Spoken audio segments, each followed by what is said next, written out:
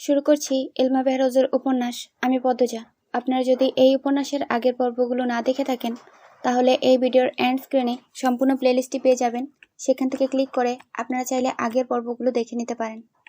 চলুন উপন্যাসের পরবর্তী অংশ শুরু করা যাক। হাওলাদার বাড়ির পুরুষেরা একসাথে বসেছে দুপুরের খাবার খাওয়ার জন্য। আলমগীর, খলিল সবাই আজ উপস্থিত আছে। আমির 2 দিন পর শহরে ফিরবে, তাই আলমগীর চলে এসেছে। অতিরিক্ত গরম পড়েছে। বাড়ির চারপাশে এত গাছপালা, তবু একটু বাতাসের দেখা নেই।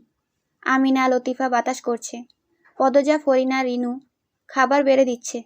পদ্মজা আমিরের থালায় মাংস দিতেই আমির বলল, তুমি কখন খাবে? পদ্মজা চোখ তুলে তাকায়, বলল, আম্মার সাথে। এখন বসো না, জেদ ধরবেন না, অনুরোধ, ফিসফিসিয়ে বলল পদ্মজা। এরপর মাছের তরকারি আনার জন্য রান্নাঘরে যায়।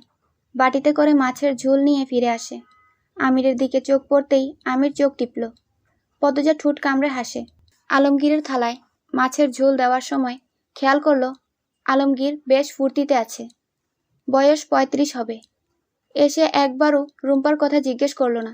কি অদ্ভুত, বউয়ের প্রতি বিন্দুমাত্র মায়া ভালোবাসা নেই, তা স্পষ্ট বোঝা যাচ্ছে। রানী, লাবণ্য ছুটে এসে বাপ চাচার মাঝে বসে। খাওয়ার ফাঁকে ফাঁকে সবাই বিভিন্ন রকম আলোচনা করছে। রানীর বিয়ে নিয়ে বেশি কথা হচ্ছে। খুব দ্রুত রানীর বিয়ে দিতে চান তারা। আচমকা রানী গড়গড় করে বমি করতে আরম্ভ করলো। সবাই বিরক্তিতে চোখ মুখ কুঁচকে ফেলল। প্রতিটি খাবারের থালা নষ্ট হয়ে যায়। আমিনা দ্রুত রানীকে ধরে কলপারে নিয়ে যান। লাবণ্য, পদ্মজা, নূরজাহান, ফরিনা ছুটে যান পিছু পিছু। বাড়ির পুরুষেরা হাত ধুয়ে উঠে পড়ে। মুহূর্তেই একটা হইচই লেগে গেল। রানী বমি করতে করতে ক্লান্ত হয়ে কলপারে বসে পড়ে। আমিনা হাই হুতাশ করে বিলাপ করছেন। আমার শরীরের কি হইল? কয়দিন ধরে খালি বমি করতেছে। জিনের আসর লাগলো নাকি? কতবার কইছি যখন তখন ঘর থেকে বাইর না হইতে। লাবণ্য তথ্য দিল। আপা রাতেও ছটফট করে, ঘুমাতে পারে না। আমিনা কেঁদে কুল পাচ্ছেন না। রানীর চোখ মুখ লাল হয়ে গেছে। তিনি রানীকে প্রশ্ন করলেন, আর কি কষ্ট হয় তোর? ও আম্মা, কবিরাজ ডাকেন। আমার শরীরের কি হইল? রানী ক্ষীণস্বরে বলল, মাথাটা খালি চক্কর মারে। নূরজাহান চোখ দুটি বড় বড় করে প্রশ্ন করলেন, এই সেরি, তোর শরীর খারাপ শেষ কবে হয়েছে? 2 মাস হবে। কথাটা বলে রানী চমকে উঠল। সবাই কি ধারণা করছে? সে চোখ তুলে উপরে তাকায়। সবাই উৎসুক হয়ে দাঁড়িয়ে আছে, কেমন করে যেন তাকিয়ে আছে। রানীর শরীর কাঁপতে থাকে। আমিনা মেয়েকে 2 হাতে জড়িয়ে ধরে বললেন, এমন কিছু হয় নাই আম্মা, আপনি ভুল ভাবতেছেন। আমার সেরি এমন না। হেডা কবিরাজ আইলেই কন যাইব। এই সেরির জন্য যদি এই বাড়ির কোনো অসম্মান হয়, কাইটটা গাঙ্গে ভাসাইয়া দিয়াম। মনে রাখো বউ, নূরজাহান বললেন রাগী স্বরে। রানীর গলা শুকিয়ে কাঠ, হৃৎপিণ্ড দ্রুত গতিতে চলছে। শরীরের ভারসাম্য হারিয়ে ফেলেছে। একসময় মাথা ঘুরিয়ে পড়ে গেল আমিনার কাঁধে। আমিনা চিৎকার করে উঠেন, ও রানী! রানীর অবস্থা বেগতিক। খলিল হাওলাদার দরজা বন্ধ করে এলো পাথারি মেরেছেন। কারো কথা শোনেননি। রিদওয়ান বাড়ির কাজের মানুষদের হুমকি দিয়েছে, রানী গর্ভবতী এই খবর বাইরে বের হলে সব কটাকে খুন করবেন। মগা, মদন, লতিফা, রিনু ভয়ে আধমরা। তারা নিঃশ্বাস নিতেও ভয় পাচ্ছে। কেউ যদি বাইরে এ খবর বের করে, নিশ্চিত সবাই তাদেরই ভুল বুঝবে। রানী মারের চোটে অজ্ঞান হয়ে গেছে। সারা গায়ে মারের দাগ, ঠোঁট থেকে রক্ত ঝরছে। আমিনা রানীকে জড়িয়ে ধরে চিৎকার করে কাঁদছেন। খলিল হাওলাদারকে বারবার পাষাণ বাপ বলে আখ্যায়িত করছেন। পদ্মজা পরিষ্কার কাপড় পানি এনে ফরিনার হাতে দিল। ফরিনা রানীর মুখে পানি ছিটিয়ে দেন। রানী কিছুতেই চোখ খুলছে না। লাবণ্য ফুপিয়ে কাঁদছে। রানীর সাথে তার সবসময় ঝগড়া হয় ঠিক, তবে ভালোও তো বাসে। দরজার বাইরে থেকে শুনেছে রানীর চিৎকার। রানী চিৎকার করে ডাকছিল, আম্মা, দা ভাই, লাবণ্য, কই তোমরা? আব্বা মাইরা ফেলতাছে, বাঁচাও তোমরা আমারে। লাবণ্য, কই তুই? আম্মা। দরজায় সবাই মিলে অনেক ধাক্কা দিয়েছে, ডেকেছে। খলিল হাওলাদার সাড়া দেননি। এক নিঃশ্বাসে মেরে গেছেন। রানীকে মাটিতে ফেলে জোরে জোরে লাথি মেরেছেন। রাগের বশে রানীর তলপেটে বেশি আঘাত করেছেন। আর রানী আকাশ কাঁপিয়ে কেঁদেছে। কেউ পারেনি ঘরের ভেতরে প্রবেশ করতে। পদ্মজা আমিরের পাঞ্জাবি 2 হাতে খামচে ধরে কান্নামাখা কণ্ঠে অনুরোধ করেছে, আল্লাহর দোহাই লাগে, আপনি এসব থামান, চেষ্টা করুন।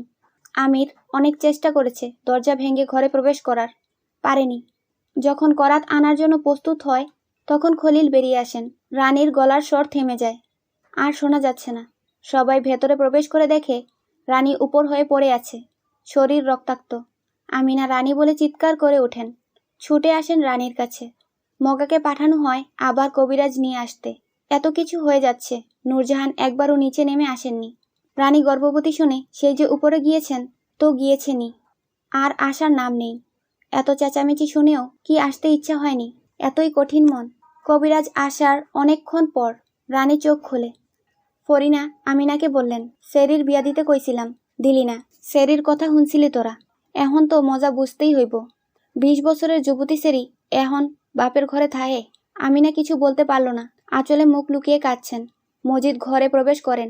ফরিনাকে জিজ্ঞেস করলেন, মেয়েকে জিজ্ঞেস করো এই আকামের সাথীকে। পদজা ধীর পায়ে পালঙ্কের পাশে এসে দাঁড়ায়, মাথায় ঘুমটা টানে। ফরিনা রানীকে জিজ্ঞেস করলেন, বাচ্চার বাপ কেডায়?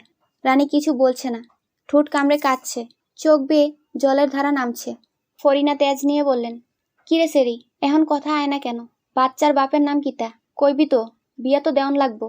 তবু রানী চুপ, তার কান্নার বেগ বেড়ে গেছে। মজিদ হাওলাদার লাবণ্যকে ডাক দিলেন। লাবণ্য। লাবণ্য কেঁপে উঠল। মজিদ জিজ্ঞাসা করলেন, তোর তো জানার কথা, একসাথে থাকিস। কার সাথে রানীর সম্পর্ক ছিল? লাবণ্য মাথা নত করে দাঁড়িয়ে আছে, আর চোখে রানীকে দেখছে। রানী অন্যদিকে তাকিয়ে আছে।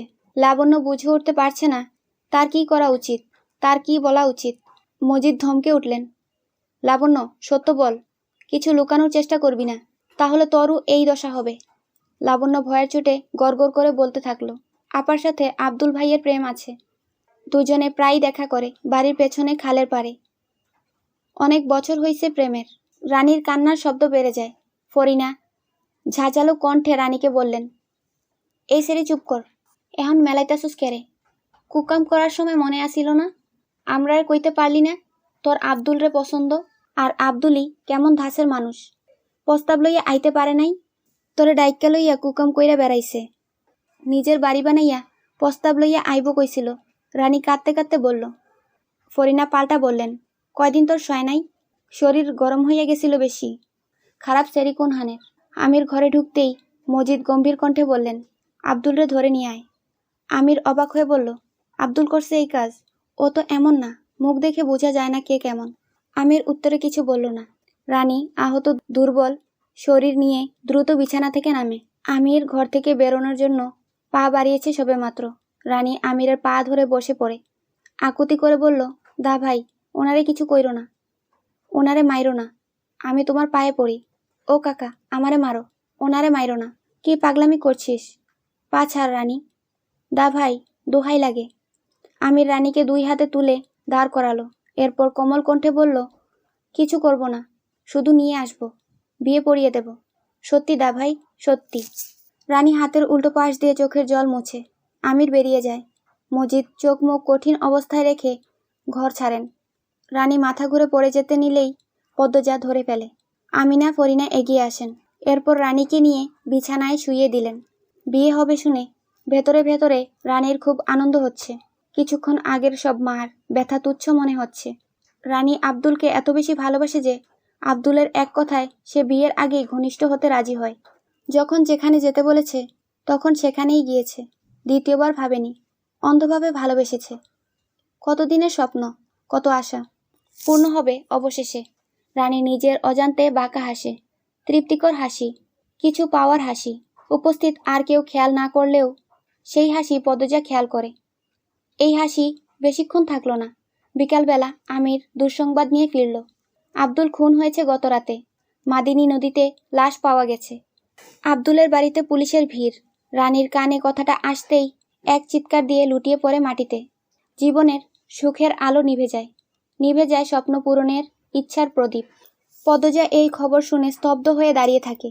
প্রতিটা মৃতদেহ নদীতেই কেন পাওয়া যায়? এতে কি প্রমাণ পানির সাথে ধুয়ে যায়?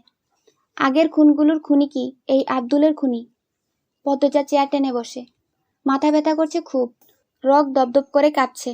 চোখ বন্ধ করে ভাবে, এই অলন্তপুরে পাপের সাম্রাজ্য কারা তৈরি করেছে? ভাবতে গেলে শরীর কেমন করে। শূন্য হাত নিয়ে ভাবনা থেকে বের হতে হয়। কুল কিনারা পাওয়া যায় না।